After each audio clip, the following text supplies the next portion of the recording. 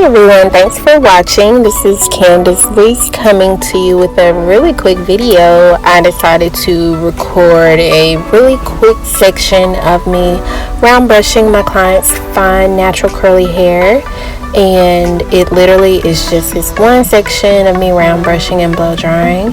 And I wanted to show how I use this particular round brush, and I pick my round brushes depending on the texture of hair.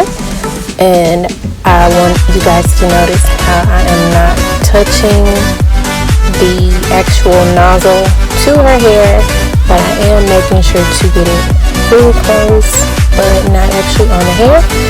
And after I blow dried each section, I was able to go in with a cool shot of air, and then I went through and I trimmed her ends and I pressed her hair with the iron and I curled it, and she loved it.